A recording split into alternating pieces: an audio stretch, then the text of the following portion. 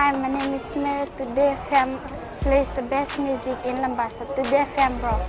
My name is Thomas. I'm here in Nakasi and I like to listen to Today FM because it rocks. My name is Milenia. Today FM rocks here in Singotoka. My name is Alfriki and Today FM rocks here in Tabwa. My name is Mary Jane. I love listening to Today FM here in Ba.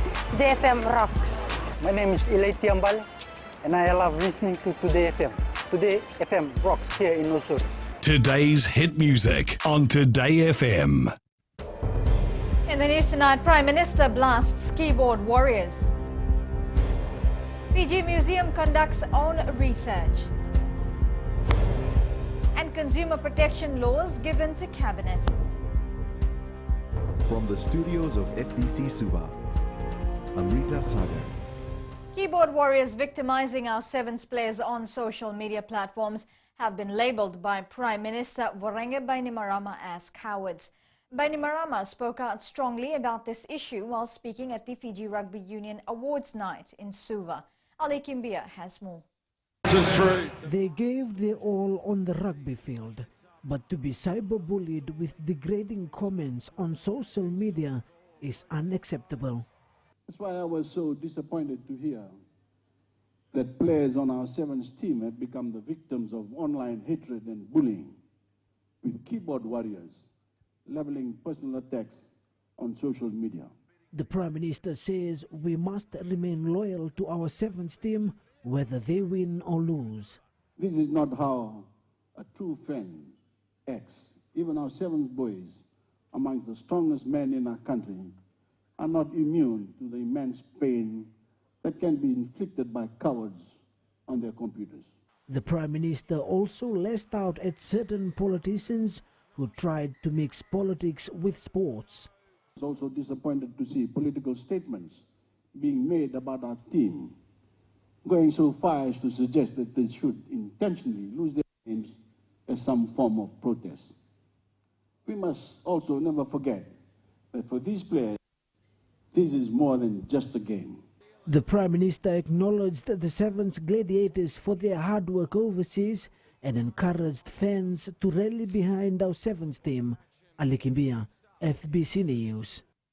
Fiji Museum Board of Trustees has confirmed they are aware of the plans to rezone the proposed land allocated for the Indian government's chancery at Suva's Thurston Garden. The museum's archaeology section is currently conducting its research and consultation on the archaeological significance of the site. Akusita Tale has more details. The Fiji Museum's archaeology section will be assessing how the proposed development interfaces with the surrounding properties. These include our National Museum and the significant heritage botanical feature at the Thurston Garden. However, the local government ministry has given its assurance the proposed development will not affect the surrounding areas. But if you look at the real Thurston Garden area, it's got full of plants and shrubs and trees. That's not going to be touched at all. It'll be barricaded, from what I understand, from this whole thing and be totally different, with two different spaces. While no final decision has been made yet to carry out the actual rezoning, Joshua Wycliffe says objections from the public are flowing in. And also after they have received all inputs and objections, a collective decision will be made. And once they've received all the objections and requirements, all of them set by the law. So we're not there yet as of now. So the Suva City Council will be receiving the objections, but then we have now shown you progress to date as to what has happened. Meanwhile, the Fiji Museum says the findings of its research will be presented for the board's consideration to enable the latter to provide an informed response prior to the deadline. Akusita Tale, FBC News. Minister for Trade Pramila Kumar has presented a paper to Cabinet in regards to competition and consumer protection laws. Launching the new Consumer Council office and logo in Suva last night, the minister highlighted the need for a legal framework to give rights to consumers and make traders more responsible. Kelly Vidala reports. The government and the international community recognize consumer rights today, but there needs to be more awareness about it. Competition is something that we often talk about, but in true sense, competition has not really moved much in our country. One reason is because of the laws that we have. It's not clearly there is lack of clarity, I would say. And secondly, there is this understanding that competition is all about goods, and competition is nothing to do with services. So we would like to drive that change. Trade Minister Pramila Kumar says in other jurisdictions, consumer rights are part and parcel of the constitution. We've seen a number of jurisdictions where competition has actually done a lot of wonders to the economy of the country, and that's precisely what Fiji needs to do. Meanwhile, Consumer Council CEO Seema Shandil says the new office will boost their services. The new office and the new logo will signify the Council's push to incorporate new concepts and innovate on the foundation of ideas already laid in the fight for consumer rights. It will give consumers new hope and a breath of new life as soon as they open the door. The new CCF office is located on level 5 of Vanua House, and the spacious area will give Fijians a proper place to file their complaints. Kelly Vadala, FBC News. A major water shutdown this evening is expected to affect most parts of the Lautoka and Nandi areas. The Water Authority says this is to allow repairs to a major leakage on the high-pressure water pipeline from the Vaturu Dam to the Nangando water treatment plant. Board Director Kamal Gandha says due to the heavy downpour in the last 2 weeks, water level in the dams increased and caused the pipes to burst. Water supply is expected to normalize by 6 a.m. Monday. What we have done is we have arranged for 17 water cutting trucks to be on standby cutting these areas, and what we have also done, we have put around 50 water tanks, which is around 5,200 and 10,000 litre water tanks at strategic locations where people can go and refill if they run out of water. Still to come, first aid training a must for all. And new sheep in town, details after the break.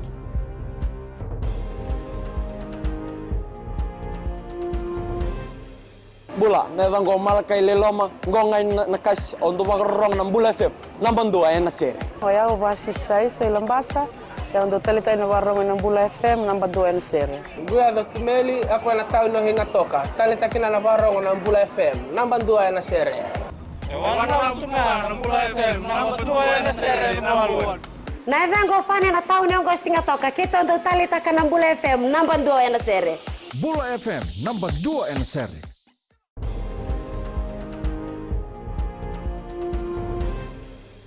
Next year, the St. John's Association plans to train at least one person in a family to know about basic first aid treatment. Executive Chairman Dr. Vereniki Rewalui says they have already started working with the Ministry of Education, the Ministry of Health and corporate companies.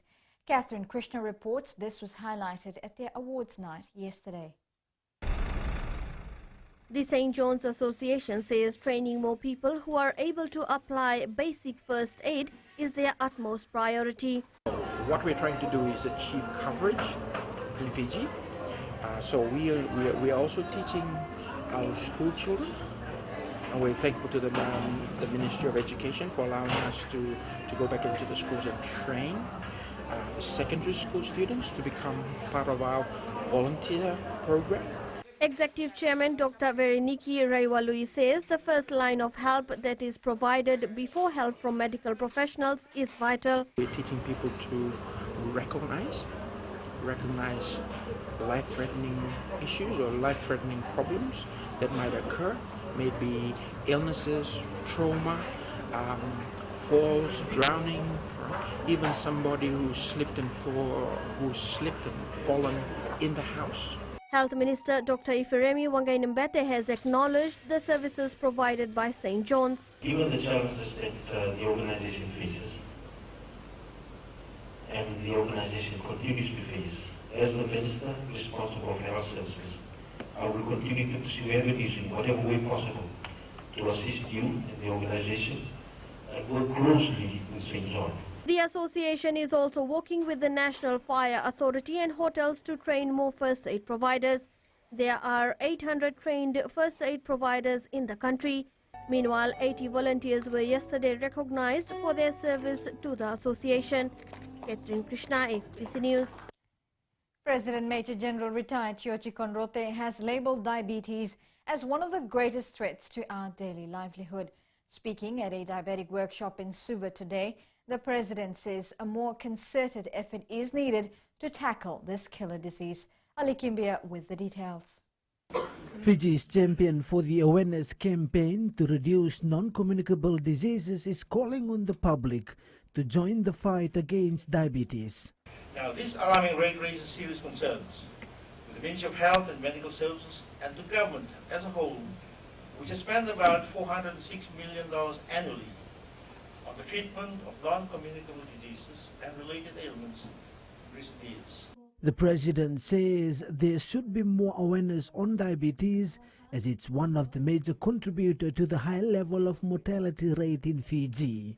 Sadly and most regrettably, most Fijians are dying at a young age today due to diabetes. And diabetes has now become a present, a real, a clear threat and danger. He says awareness on diabetes should start from home. This is where we teach our youngsters, our young adults, the right thing. And ladies and gentlemen, as parents and responsible citizens of our beloved nation, let us make it our business. The president says all relevant stakeholders should work together to prevent diabetes and at the same time promote a healthy Fiji. Ali Kimbia, FBC News. Sheep production in the Northern Division is expected to increase following the release of the genetically improved F1 sheep crossbreed at the Ministry of Agriculture's Batiri Research Station in Vanua-Levu. Minister for Agriculture Dr. Mahendra Reddy says the improved breed will produce tropical meat sheep with an increased growth rate that will fetch a good price in the local markets. Eleanor Turangaivu reports. F1 is a cross between the Dopa and the Fiji Fantastic breed. It's the new genetically improved breed that is envisaged to increase Fiji's sheep meat production and reduce importation. We want our entire breed of sheep in Fiji to be cleaned up, and we want this new breed to take over. The F1 breed is being introduced to farms in Vanua-Levu from today, with livestock farmers from the 3 provinces cashing in on the animals. I have always raised sheep, but they were of different breed. But now this breed is very good because they're really big and very healthy.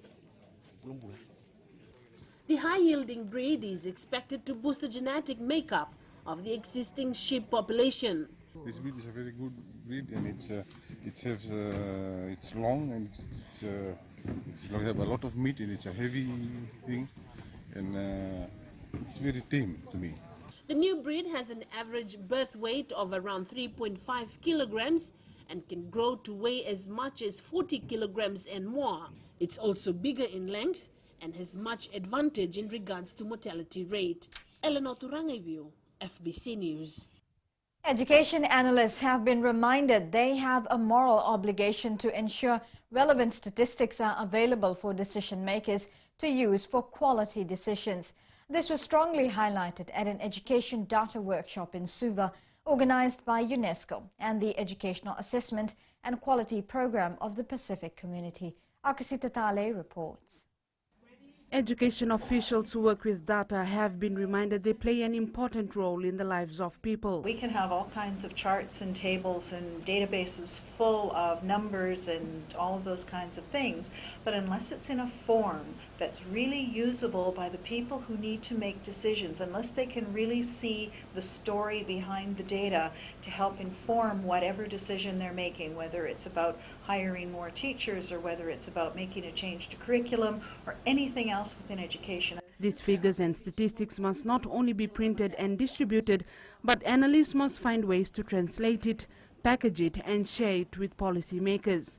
So there is a better visual representation of our data where the data is telling a story, and it helps especially the top level management and our stakeholders to basically see at a glance what the status of the education sector is. Meanwhile, the week-long workshop was aimed to build capacity in education data analysis, as more specific countries have fully established their own information management systems.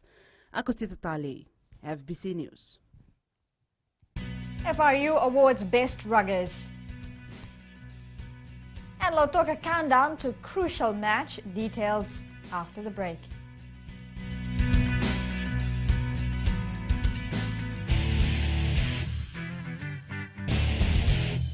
Lola, I am Eleanor. For the best classic hits, I only listen to Gold FM here in Singatoka. Gold FM, only the classic hits. My name is Seni Rawa. I love listening to Gold FM here in Nosuri. Gold FM, only the classic hits. My name is Dino. I'm from Outrigger, Koroko, Singatoka. I love listening to Gold FM, only the classic hits. My name is Salote. I love listening to Gold FM here in Nosuri.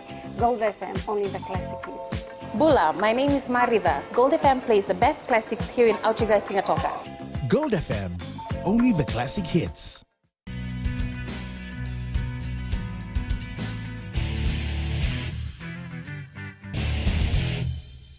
Sixteen individuals were recognized at the FRU Awards last night for their immense contribution to rugby in the country. Koroi Tandulala reports it was a night to reflect on a year of remarkable success for rugby in Fiji, both on and off the field. Flying Fijians halfback Frank Lomani was over the moon after he was recognized for his enthusiastic encounter in local rugby competition to reach stardom in the international rugby arena. The 22-year-old says the award was a surprise. To be honest, I wasn't expecting this award, and to be chosen to be one of the domestic player of the year, I'm really happy, and as I can say, I'm blessed to be given this award. Fiji Drua fly half Aliveriti Vitokani was awarded the Drua Player of the Year. Receiving the award on his behalf, his dad, 64-year-old Cholami Turanga, says it was a humbling experience to witness his son's recognition in local rugby. I'm really thankful to God for his achievement. I'm really proud of him. Under 20 Player of the Year winner Fiji Sevens rower Filimoni Botitu says this will be a challenge this year as he will work towards getting even better. Oh, especially my family. I believe the support that pushed me through hard times enabled me to receive the trophy. A total of 16 awards were given out last night. Koroi Tandulala, FBC Sports. Fiji Rugby Union President Varenge Bainimarama unveiled the new Fiji jersey design at the FRU Awards night in Suva yesterday. Bainimarama says the design is a symbol of unity and progress for the country. Koroi Tandulala once again. The new design embodies the country's tradition and reflects Fiji's national heritage. This facelift also includes new massive designs, unique to Fiji Rugby, to be applied to the jerseys of our national teams and other applications, reflecting our culture and heritage and creating a sense of continuity and connection to the values of our teams. Arts Craftsman Development Officer Ninga Tuvuki says the design was specifically modified for a contemporary Fiji to celebrate the 14 provinces in the country. When our rugby players leave the country, it says that it takes the blessings of the Vanua and Rotuma as well, see? So that's the 15 provinces.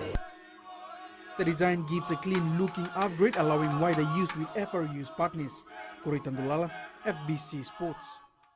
National netballer Merilita Wanganindrola says growing up seeing her aunt Matila Wanganindrola playing for the Fiji Pearls was an inspiration.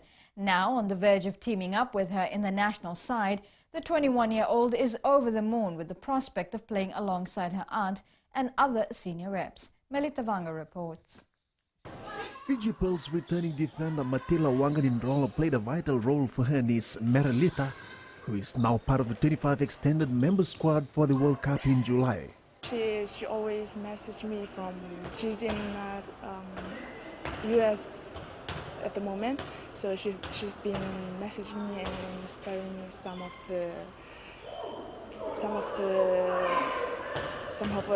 of her experiences. So yeah, it's gonna be exciting playing with her. Wanganindrola was part of the Baby Pearls who finished 4th in the World Youth Cup in 2017. I haven't played with them like Maria Lutua and Tarinara, so yeah, we've been training together, and I think it's a good experience training with them. Meanwhile, 21-year-old Ali Singalo is also trying her luck to make the final 12-member squad for the world event. Great working with the senior players. It's a great experience. We learn a lot. I learned a lot from Maria, Karema, Nina. coach Vicky Wilson will name her top 12 players in June. The national netball side will play test matches against Singapore and the Silver Ferns as part of the build-up to the World event. Lelita Banga, FBC Sports. Fiji Badminton Club is hoping to finish on top of the Oceania Badminton Championships in Melbourne, Australia. Fiji Badminton is taking 8 junior players and 8 senior players to participate in the competition.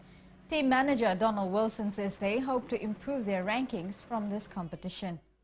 One of the other aims that we have is just making sure we play our best so that we get good rankings in preparation for the South Pacific Games in July. Lautoka will be out in force tomorrow as they hope to win its first OFC match against Morobe Warwens on home soil. Despite losing the title in the final last year, they are hoping to do better this time around. Well, Lautoka Swami says he is sure that his side will put on a great show for their home ground tomorrow. The Blue side has been one of the consistent teams in Fiji and they're hoping to make a winning start this year. We lost one and it was a lot of pressure because we are preparing for our league in the system we want to play or the formations that we want to use, and which is quite different from what we are playing in our local football. Fiji Secondary School Rugby League competition continues to produce more local talents, securing international scholarships and contracts. NRL stars Marika Koroimbete, Suliasi Vunivalu, Tangele Nearavoro, Sakeo Reiloa and Tui Kamikameda have all come through school league competition. Ratu Sukuna Memorial School's coach Semi Kamikameda says 2 of his players recently left for New Zealand after being offered scholarships to study and play rugby league. He says this year they are aiming to send a few more players to overseas clubs. Well, my aim is for these kids to have a good life for their future. It's not about preparing them for the teams. If they win the teams, they will not take the teams home. If they have a contract or they have a scholarship, that is their future.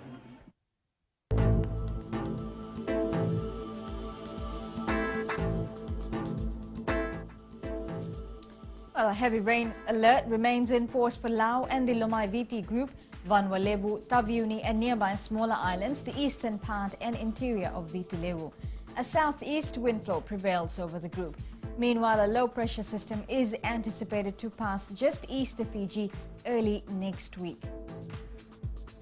Checking the west out for today, glorious sunshine here coupled with humid conditions. And eastwards from Pacific Harbour to Suva, cloudy conditions was experienced here in the capital, otherwise it was generally fine in other areas. And up north, looking unfavourable there with rain and thunderstorms. At sea, southeast winds 15 to 20 knots, moderate to rough seas. For the tides, high tide will be at 9:14 p.m. with low tide at 2:40 p.m. Sunrise will be at 6:01. As for tomorrow, it looks semi-good, probably a mixed weather situation, but good news for northerners, wet and rainy conditions will clear up. And as we look further on to Monday, there will be some rain, heavy at times with squally thunderstorms over Lau and the Lomaiviti group, Vanua Levu, Taveuni and nearby smaller islands with strong easterly winds. Recapping the main stories, Prime Minister blasts keyboard cowards. Fiji Museum conducts own research. And consumer protection laws given to Cabinet. For these stories and others, you can tune in daily to our sister radio station, Gold FM. On to our poll questions segment. This week, we're asking, should players found positive for drug intake be banned for life? Visit our FPC website to answer. Or you can send us news with the pictures and videos on email, fpcnews@fpc.com.fj, or share it with us via our Facebook page, FPC News, or you can also follow and tweet us your news tips at FPC News or simply hashtag FPC News. And that was your FPC News for tonight. Until next time, good night.